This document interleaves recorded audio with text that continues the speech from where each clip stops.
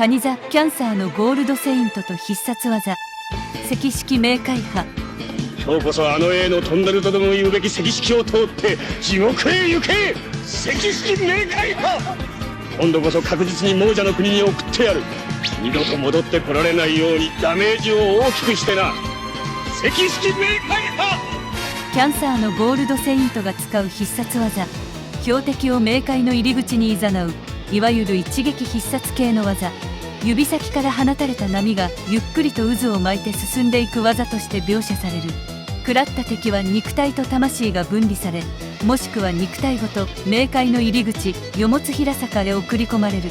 基本的には当たったら死ぬ系の技であり、相手の魂に干渉するという特性上、親族にも有効な脅威の必殺技である。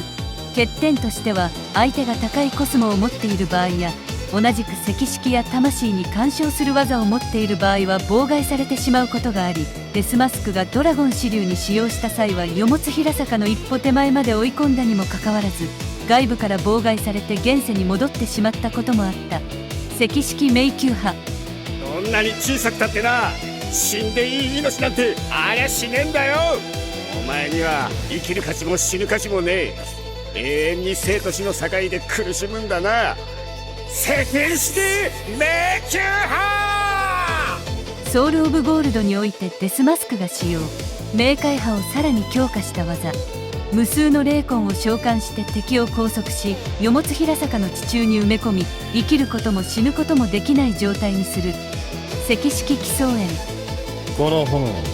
魂を糧に燃え続ける2尾。どんなに不死身の肉体を持っていても、ここに連れてきちまうただの魂。ここはお前らの庭かもしれねえけど、俺にとっちゃ遊び場だ。赤式奇想炎。魂を糧に燃える青白い鬼火で敵の魂を燃やし尽くす技。スペクターが相手でも魂を引き抜いて燃やすことで、冥界派単体で倒すことができないスペクターでも撃破できる。魂だけになった存在には必殺の一撃となり、天球星ナスのベロニカを一瞬にして焼き殺した。赤式混葬派。お遊びはここまでだ。魂ごと誘わしてやるぜ。赤式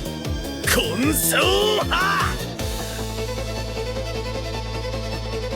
奇想炎を火種にし、それらを爆発炎上させる大技。魂を糧にし燃える奇想炎を爆発炎上させるため、霊的な力が強いほどその破壊力が増す。タナトスとの戦いで威力を発揮した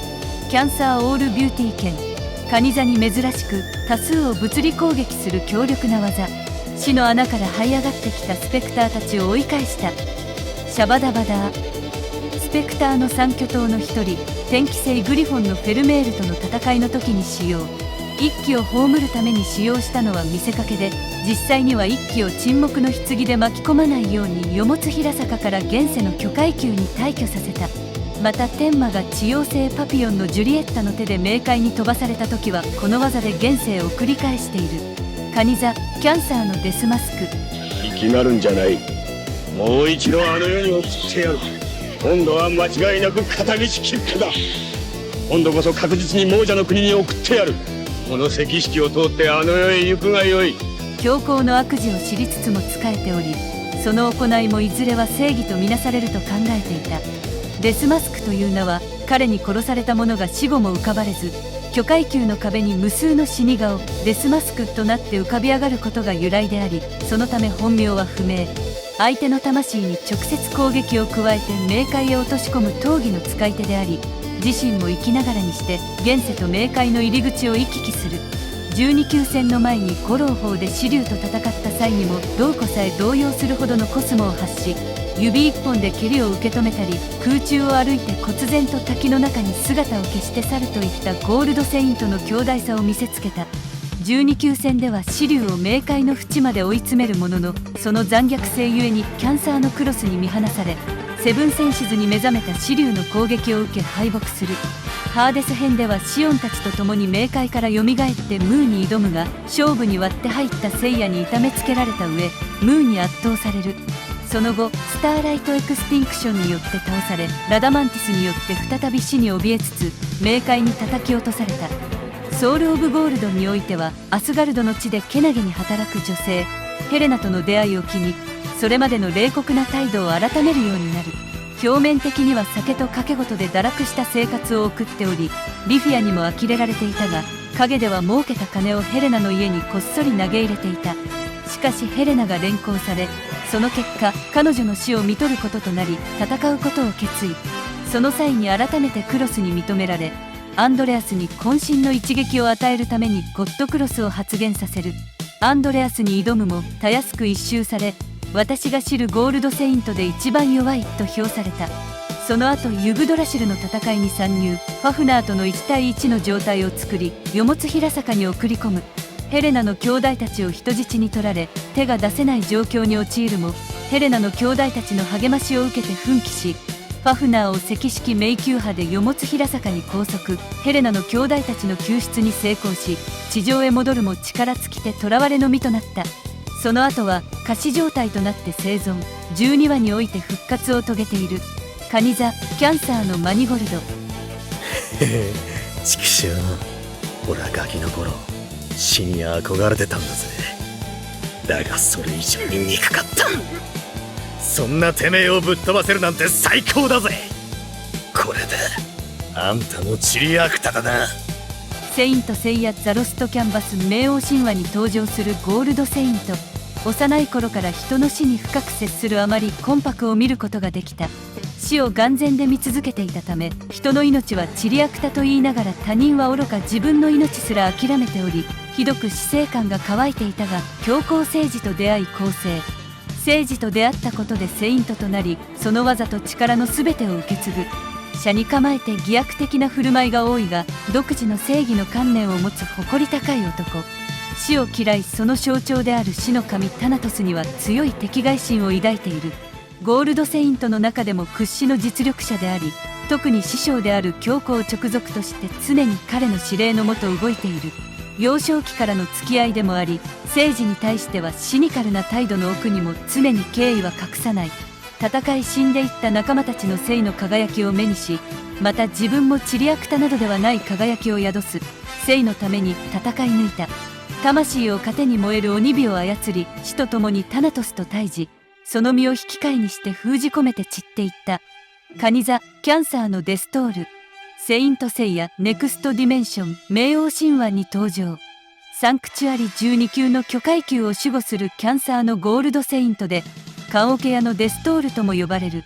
現世に未練を残し舞い戻ってきた亡者を自作の棺桶に詰めて冥界へ送り返しているらしい。生きた人間も棺に詰めてよもつ平坂に送ることも可能。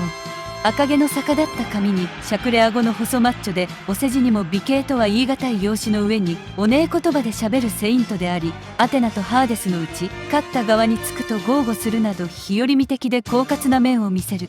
しかし男を見る目は確かと自称する通り、酔狂がアテナを裏切っていないことを見抜くなど、その洞察力は優れている。加えて実力はかなりのもので、酔狂の技を早々に見切った上に、弱っていたとはいえ酔狂、天魔、春の3人を一方的に叩きのめすなど圧倒的な力を持つ。しかし切り札とも言うべき沈黙の棺で3人まとめて倒そうとしたのが裏目に出て、逆に沈黙の棺に閉じ込められて退場したと思いきや、よもつ平坂で棺に入ったまま、あわや冥界行きのところをスペクターたちに寝返りを条件に助け出され、あっさりと寝返りを了承し再登場。カイザーと戦うのかと思いきや、スペクターが始末されたのを見届けると、とっとと自分の宮に帰った。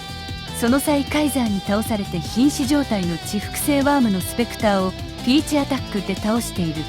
瀕死になりながら前進しようとする酔狂を思って涙を浮かべ、彼を追おうとするカイザーを一括してまで止めるなど、人情は意外とある模様。フ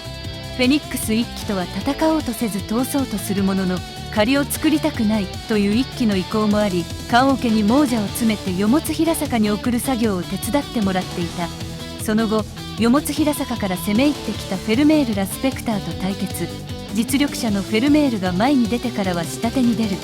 セイントとしての使命を果たそうとする一騎を始末と称して巨階級まで戻し、一度はフェルメールを沈黙の棺に閉じ込めるが、コズミックマリオネーションの意図が出ていたため閉じ込めに失敗し、全身を文字通りに丸め込まれて痛めつけられる。その後はデストールを助けるため一騎が現れて形勢が逆転。最後はやられた借りを返さんと丸まった状態から転がってピーチボンバーを決めてフェルメールを倒した。最後まで動画ご視聴ありがとうございました。ご意見やご要望のコメント待っています。ではまた次の動画でお会いしましょう。See you next time.